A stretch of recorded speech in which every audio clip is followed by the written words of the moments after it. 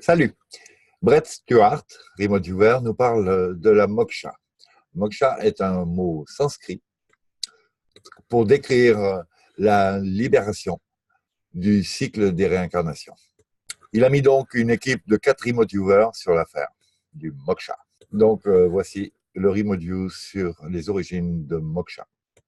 Donc le concept de moksha qui est né au premier millénaire avant Jésus.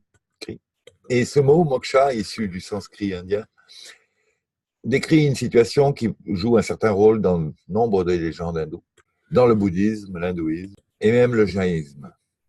Les bouddhistes pensent que cet état est obtenu lorsque vous déniez la réalité de l'existence, de sa permanence, et qu'ainsi vous atteignez le nirvana, un état de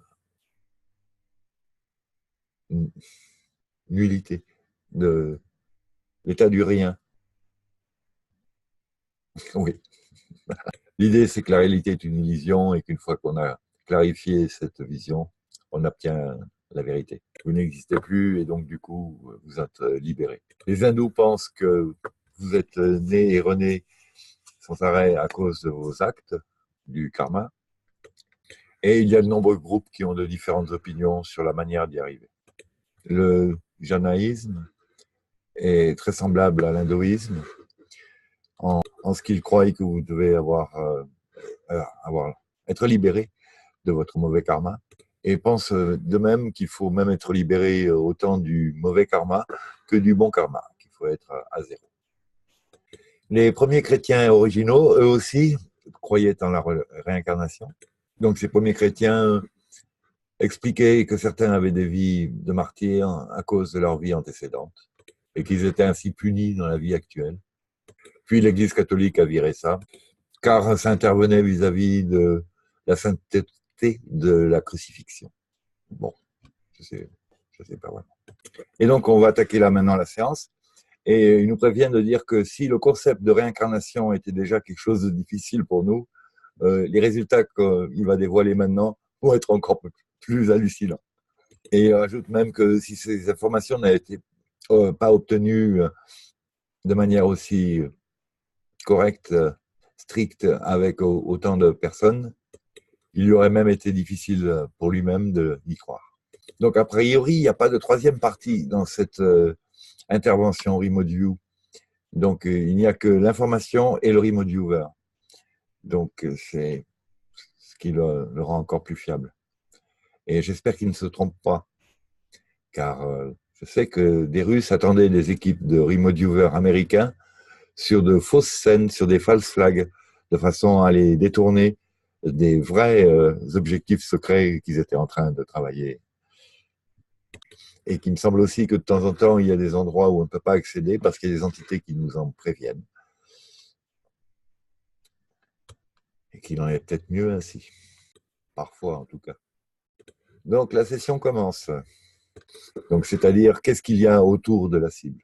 Et donc, il décrit une barrière ou une grille autour d'un endroit qui trappe, qui piège des gens qui en arrivent à penser qu'ils sont des objets. C'est autour d'une planète innocente qui est utilisée d'une manière inattendue. Et il y a une idée de checkpoint et d'access point en force. Il y avait un phénomène énergétique de hocus-pocus, de piège, auquel les Remote Viewers n'étaient pas habitués. C'est une fonction délibérée qui agit comme une cage. Les gens sont dispersés là-dedans sous forme d'injustice perverse. C'est comme un camp de réfugiés avec une force magnétique qui agite tout ça de manière typhonique, de manière cyclique sur une longue durée de temps. Sa session personnelle lui a décrit un système planétaire surpeuplé et bousculé. En clair et en 2 mots, ça lui a mis les boules, l'atmosphère. Il y avait vraiment le sentiment d'un filet et d'une opération d'attraper et de relâcher à une échelle massive. L'idée d'une grille qui est tout autour de la planète et qui joue le rôle d'un checkpoint où les âmes sont conduites. Des informations très spécifiques à propos des âmes et de ce circuit en boucle ainsi que dans le sentiment de collecte, euh, d'emprisonnement et de relâchement. Suite de la session, comment est-ce que cela marche? L'idée, c'est que la planète est secondée par une autre entité, mais qui serait plutôt une technologie, qui est bien au-delà de ce que l'humanité pourrait comprendre au niveau technologique. C'est l'idée exprimée sous le mot de hocus pocus. Donc cet objet qui seconde la Terre n'est pas vraiment physique. Il pourrait être dans un état gazeux ou vibratoire. En fait, c'est comme une poche qui englobe une goutte. Et le long de l'élongation de la goutte, c'est là qu'est le tunnel avec la lumière blanche. Mais au lieu d'aller sur la suite, à cet endroit-là, il y a un virage en U qui renvoie directement sur la Terre. Ben, ça, c'est mon encart personnel, puisqu'on a quelques autres renseignements à ce sujet. Il a quand même marqué là que ça pourrait être la Lune. Donc, un des remote viewers a vu le compagnon de la Terre comme quelque chose de fortement effectif, magnétique, emballant le globe. Un autre a vu qu'il avait un mécanisme magnétique. C'est un processus mécanique qui engendre une destruction chimique et les individus qui y sont soumis se sentent bombardés, ils se sentent perdus et ils y perdent la mémoire a priori à ce moment-là.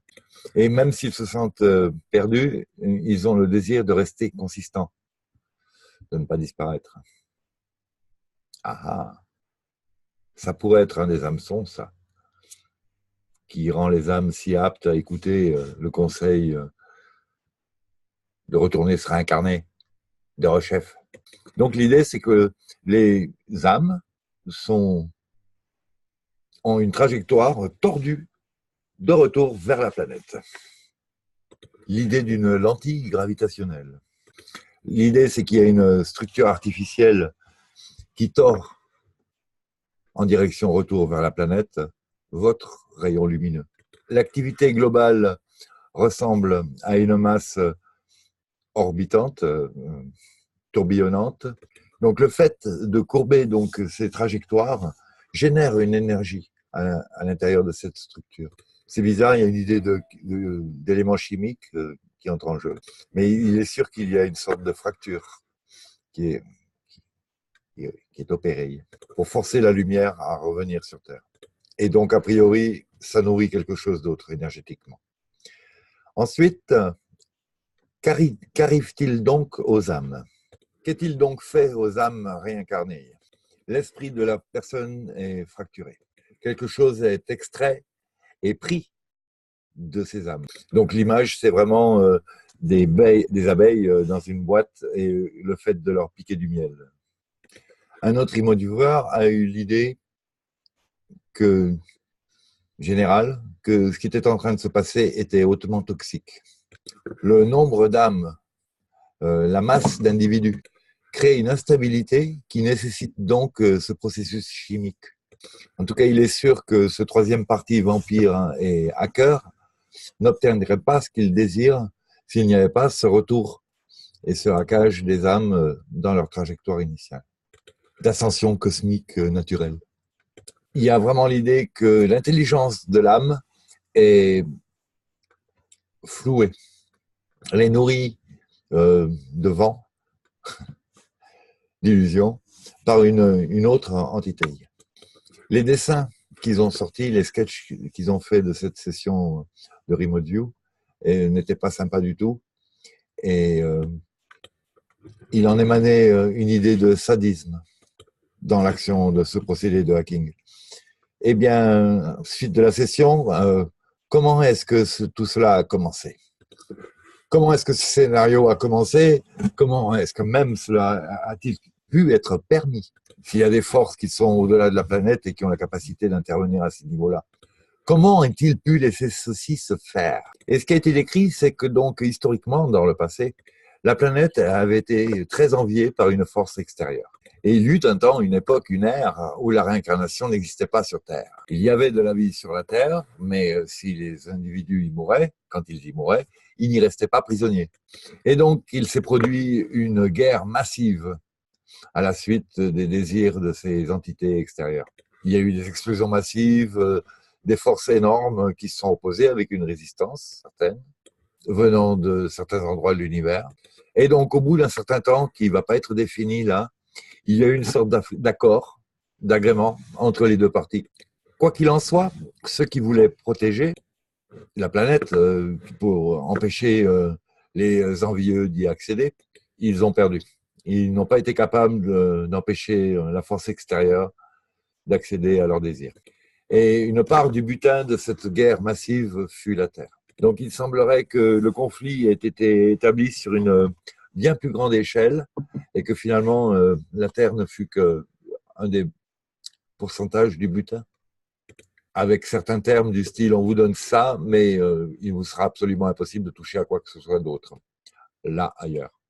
Et donc il y a eu un agrément comme quoi la Terre effectivement pouvait être cédée à ses envahisseurs. Je vais faire un petit encart là. C'est vraiment encore un rappel de cette opposition entre Orion et les Pléiades, entre Anu, Anne et d'autres, leur famille de tarés, psychopathes, menteurs, et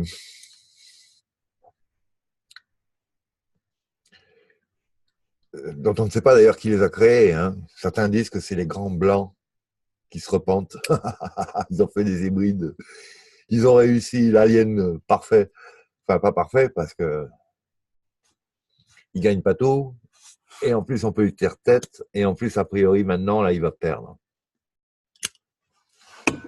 Oui, je sais, ça mange pas de pain d'être convaincu de manière positive. Toujours est-il que donc il y avait Anu qui s'opposait à la reine Mag, la Dragon Queen, la reine dragon d'Orion. Et il est indéniable que la constellation d'Orion, la ceinture d'Orion, toutes ces étoiles, ont un énorme rapport, au-delà de la géométrie, au-delà de ce précepte égyptien, comme quoi il fallait refléter sur Terre l'image du ciel afin que tout s'y passe bien, et qui expliquerait beaucoup des dispositions de temples.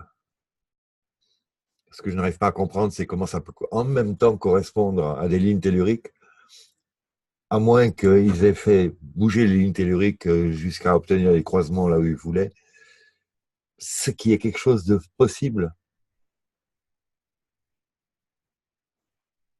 aux humains, doués de ces empathies. Donc, ça pourrait expliquer que parfois l'histoire correspond à la géographie et la géographie correspond à l'histoire. Parce que sinon, c'est très bizarre. C'est très bizarre à comprendre dans l'esprit des gens, sinon. Il faut comprendre qu'il y a des gens qui voient les énergies, qui voient les champs telluriques, qui voient et qui arrivent à les déplacer et qui arrivent à s'en servir.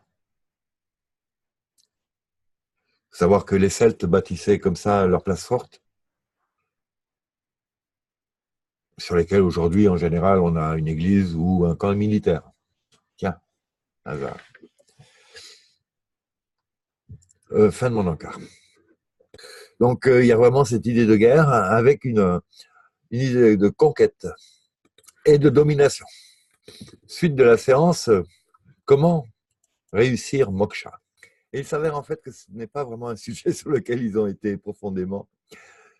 Et ceci est dû essentiellement en fait à la manière dont fonctionne le remote view. Mais quoi qu'il en soit, ils ont eu beaucoup plus d'enseignements que ça. C'est-à-dire que sur l'environnement de la cible en général. Donc il s'avère qu'au moment de la mort, des particules qu'ils ont du mal à définir, qu'on va dire comme de la matière noire, deviennent chargées et sont expulsées hors de l'individu très rapidement. Comme là, la balle d'un fusil, hein. C'est quelque chose qui sort du système nerveux central de l'individu. Et en général, toutes les séances de remote view qui s'intéressaient à ce sujet-là ont décrit une sorte de spirale d'énergie sortant du, du crâne de l'individu, du chakra supérieur, je suppose, et représentant un, un- un gros paquet d'énergie. Et le remote view dit que c'est là qu'est le lâcher de l'intelligence de l'âme. Et il semblerait qu'elle parte sur vraiment une autoroute pour âme. Pour âme. Mais il y a là le problème de cet objet autour de la Terre qui empêche l'âme de rejoindre son autoroute. Accéder à la moksha vous permettrait d'arriver à l'autoroute. Mais vraiment, pour achever, accéder à la moksha, la position et l'angle par lequel vous sortez de votre corps est très important. Et ça rappelle la manière dont les Égyptiens parlaient d'une expérience hors du corps. Et que même l'angle selon lequel le corps était couché avait de l'importance. Et que l'angle 45 degrés, je reprends, et que l'angle de 45, 45 degrés, était un élément clé. Alors que le corps mourait, l'âme avait besoin d'en sortir à un angle correct, sous peine d'être repiégée dans le système. Une autre pièce d'information quant à comment accéder au moksha, est d'être dans un moment d'extase, blissful. Et il semblerait que si vous sortez avec le bon angle et du bon endroit, parce que vous pouvez sortir d'ailleurs que votre tête, les hypnoses régressives montrent parfois des sorties du corps par la poitrine, les pieds, le ventre. Et donc, il semblerait que si vous sortiez avec le bon angle, il puisse y avoir là une équipe de secours qui vous aide à accéder à l'autoroute vers le cosmos et la fin des réincarnations successives inutiles et pénibles. Et donc, il semblerait que si vous arrivez à accéder à leur présence, elles peuvent vous aider à continuer et à ne pas revenir. Or, en général, il y a une grosse notion de peur associée à l'idée de la mort, notamment parce qu'on n'a aucune mémoire de tout ce qui est associé à ce moment. Et il semblerait qu'énormément de gens soient bloqués par cette peur d'aller dans l'inconnu. En cas personnel, raison pour laquelle voir là des personnes connues, aimées, chéries et qui sont en plus sympathiques à ce moment-là est encore plus facilitateur de céder à l'idée qu'en plus, évidemment, on est très spécial et on a un rôle à jouer, il faut sauver la planète, il faut sauver un tel, il faut sauver la paix, sauver la nature, apprendre l'amour aux gens, que sais-je encore. Vraiment, c'est vraiment important. C'est là que je regrette de ne pas avoir tous les moyens du vidéotubeur habituel qui s'est fait de la musique, des effets, des effets son. Waouh, waouh, waouh. Non, c'est super important. Il faut arrêter cette réincarnation. Il n'y a aucun karma, il n'y a aucune. Le jugement, c'est nous. Et si on s'est bien comporté, il y a personne qui a le droit de nous juger autrement. Nous sommes les mieux placés pour savoir ce que nous avons vécu. Donc, fin de mon encart. Et donc là, il reprend sur l'idée qu'absolument, il ne faut pas aller vers la lumière quand on mord.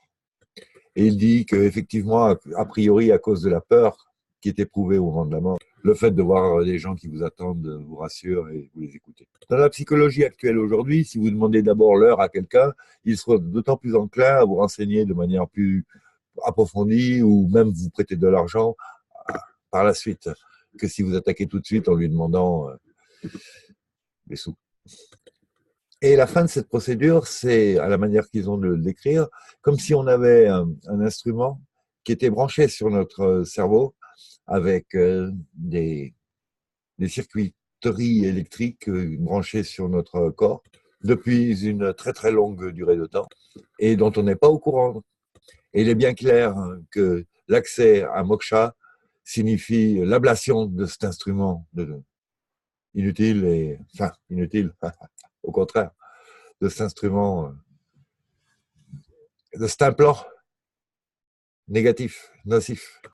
Et donc il faut se libérer l'eau du crâne Et donc l'idée, c'est comme dans le film Matrix, lorsque Neo est débranché, eh bien c'est là que cet instrument, que cet ustensile, que cet implant énergético-électromagnético de fil et de tubulure est violemment expulsé de notre cerveau, de notre crâne, de notre tête. Et là, ça nous permet la libération. Et donc, ça est vraiment l'angle avec lequel on sort de notre corps. Trouvez une corde qui vous aide à finir le reste de votre chemin jusqu'à arriver au groupe d'équipe de sauveteurs, les vrais, pas ceux qui nous disent de retourner sur Terre, en se faisant passer pour des maîtres ascensionnés, des Jésus, des ce que vous voudrez. Faire très attention à la peur qui peut être générée par cette situation. Mais de quoi voulez-vous avoir peur? De toute façon, que voulez-vous y faire? Car à cause de cette peur, les âmes peuvent se retrouver dans des endroits qui les ramènent sur Terre. Donc il faut de la confiance et le désir profond de ne pas aller vers la lumière, mais d'aller vers ailleurs. D'ailleurs, le noir, d'ailleurs, en nous-mêmes, d'ailleurs, le plus petit en nous-mêmes. Se diriger vers le vide qu'il y a au sein de nos atomes. Oui, rapport à la matière, ça fait du vide, mais par rapport aux énergies, c'est pas vide du tout. Il semblerait. Suite de la session, pourquoi est-ce que ce système a été créé? Il semblerait en fait que ce système ne soit qu'un tout petit bout de l'opération générale. Il semblerait que le système de récupération et de hacking ne soit pas effectif qu'autour de notre planète. Oui, il me semble que quelqu'un avait décrit au moins 14 autres races, humanoïdes en général, qui étaient aussi soumises au même vampire énergétique. En général, un énorme dragon, enfin reptilien, mâle d'ailleurs. Oui, pour faire un petit peu opposition au fait que la reine Mag était donc plutôt féminine. Je dis plutôt féminine parce que je pense qu'ils sont androgynes quand ils veulent. Enfin, ils peuvent se régénérer par soit génétique, soit, comment on appelle ça? La parthogénèse. Et donc, il semblerait que ceux qui tiennent absolument à ce que ce système perdure puissent être qualifiés de démons. Mais vraiment horrible, pas du tout dans le sens platonique ou socratique, je ne sais plus. Là, c'est vraiment l'idée d'un sale parasite qui a vraiment mis l'homme dans cette cage. Et que tout ce qu'il se passe de violent et de heurté sur Terre nourrit ce fucking système. Et donc, il y a une idée de processus alchimique tout autour de ce bourbier. Parce qu'il semblerait qu'il y ait vraiment beaucoup trop de gens sur cette planète. Et que c'est fait exprès, parce que ça crée encore plus de chaos qui sert à nourrir encore plus le système. Il semblerait aussi qu'une partie du cheptel, du troupeau, de l'essaim d'abeilles, pour être sympa, on va dire, est pucé et amené ailleurs. Et si jamais vous alliez voir, remote voir cet espace, vous commenceriez par entendre des voix qui râlent, des milliers de voix qui râlent d'être prises dans ce système. C'est un état limbique assez incohérent à décrire. Et il y a un aspect qui est sorti, une idée de fantôme, avec une mélancolie et une tristesse submergente. Il y a une idée d'âme devenant esclave, une massive accumulation d'injustice. Et il est bien clair que ce qui se passe au moment de la réincarnation, il y a une cession d'une partie d'énergie qui sert à nourrir le système parasite et qui n'a vraiment rien à voir ni avec le karma, ni avec la mission, ni avec rien de tout ça. Donc, en fait, tout ce système est là pour alimenter un esprit de conquête qui, comme toute guerre, nécessite constamment de l'énergie, de l'argent. Et j'en passe, le meilleur. Et que sans cette énergie, cet esprit de conquête ne pourrait pas avoir lieu, ne peut pas se réaliser. Mais là, il n'est pas question que de voyage qui nécessite de l'énergie, ou même la conquête en elle-même.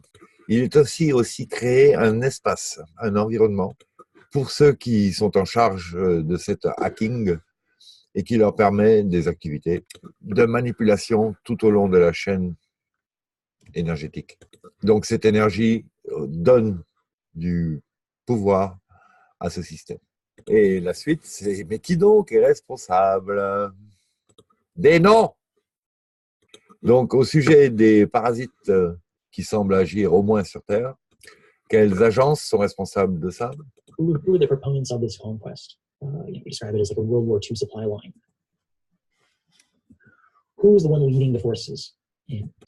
And we are able to describe these individuals, where they are, and why they're essentially doing this. So I'm sure there's way more reasons than we're able to pick up, or even possibly. And they exist in all. Et on peut le décrire comme un conseil d'entités organiques à partir d'un endroit incroyablement concentré, qui est quasiment dans un état qui frise le temps, qui gèle.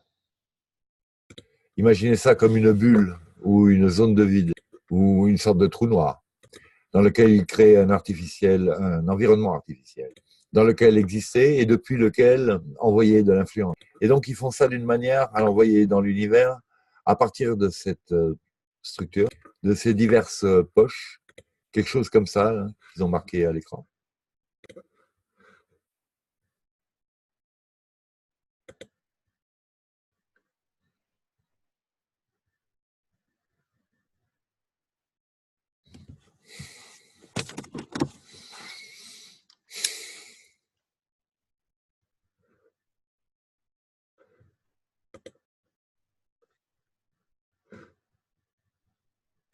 Et là, je fais un encart personnel. Je ne peux m'empêcher, vu le schéma qu'ils viennent de nous montrer, que je viens de découvrir en même temps que vous, de me reporter à une vieille peinture que j'avais faite dans mes débuts, lorsque j'espérais même pas encore pouvoir représenter quelque chose. Et j'avais appelé ça échec au destin.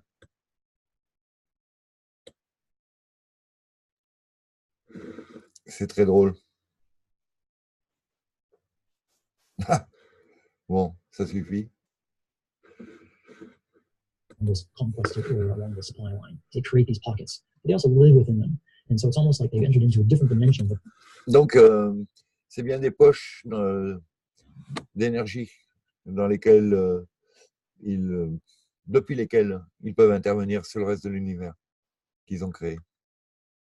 Mais la manière qu'ils ont de pouvoir décrire ce conseil d'entités biologiques est parce qu'ils ont tout fait pour se faire prendre pour des dieux. All the other life forms, even over the souls, they view themselves as the gods of reality.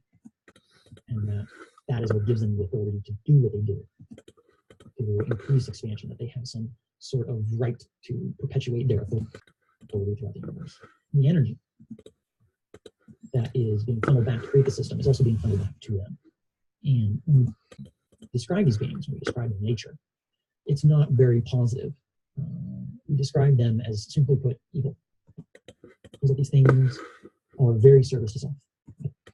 It's about their own conquest. It's about taking the energy that exists in the universe, accumulating it, and then absorbing it for their own desires and to serve their own purposes. It has nothing to do with serving a great good. It has nothing to do with bringing harmony or peace to the universe. It has to do with conquest, war, and taking the spoils back to create a larger system of control and act as moral gods for the system. Now, one final thing. Donc, plutôt contrôle, la guerre et un système de contrôle maximum, puisqu'a priori, j'ai alterné les commandes. N'oublions pas que ce sont des formes de vie organiques. Elles étaient de chair et de sang, comme vous et moi, mais au travers de leur technologie, ou de, comme vous pourrez l'appeler, ils ont créé un environnement dans lequel ils ne sont plus biologiques. Quand ils les dessinent en remote view, ils obtiennent des yeux vides et blancs. Quand on les remote view, ils se rendent compte qu'on les remote view. Il semblerait qu'ils n'en aient rien à fiche. Donc, en tant que remote viewer, quand ils vous regardent, vous êtes en train de décrire quelqu'un qui est en train de vous décrire. C'est très étrange. Mais quand ça lui est arrivé, ça lui donnait l'impression que c'était juste comme un gorille qui remarque soudain une noix. Et, globalement, il n'en a rien à foutre. Il s'est vu considéré comme vraiment ne méritant pas la peine de donner de la peine de s'y intéresser.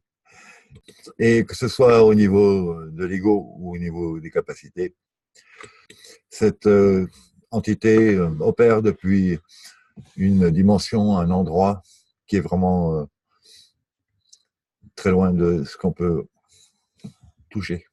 C'est même pas la peine pour nous de regarder à ça.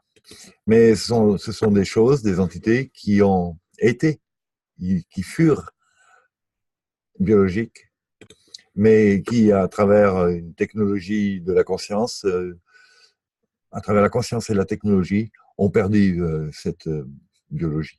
Ils se sont transformés en immortels, ils ne meurent pas, mais ils ont créé cet espace d'où ils peuvent espérer une conquête de l'univers pour perpétuer leur système de contrôle, leur système d'emprisonnement de planètes, leur système de garder les âmes prisonnières et qu'à chaque fois qu'elles meurent, elles se réincarnent et qu'ils puissent prendre leur quota sur ce changement au travers de la fracture de l'âme. Donc nos âmes sont considérées comme du charbon pour ce système de l'énergie.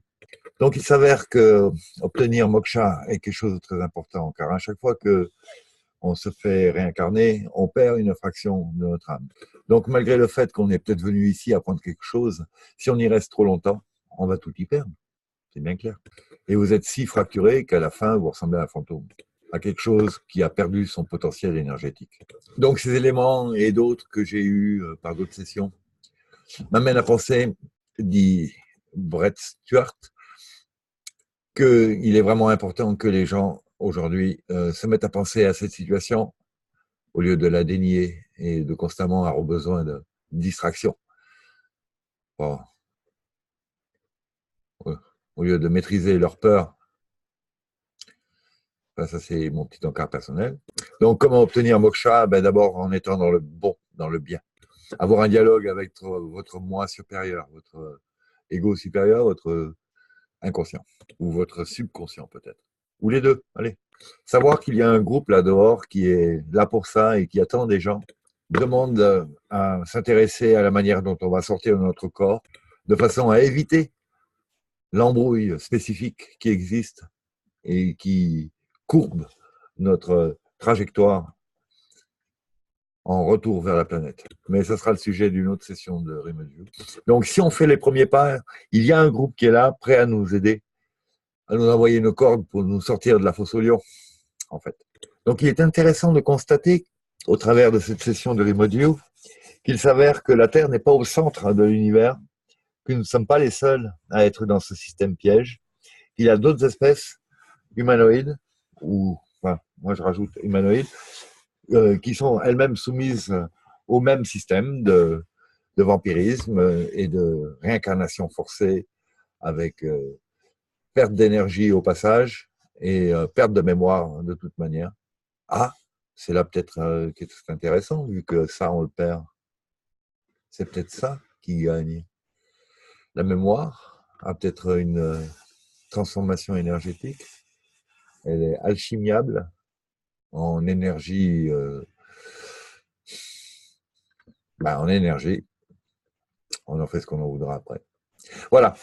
Je vous remercie donc d'avoir suivi cette séance à propos de moksha, le moyen de mettre fin au cycle du samsara, si je ne m'abuse. Et je vous remercie d'avoir suivi et à bientôt. Salut.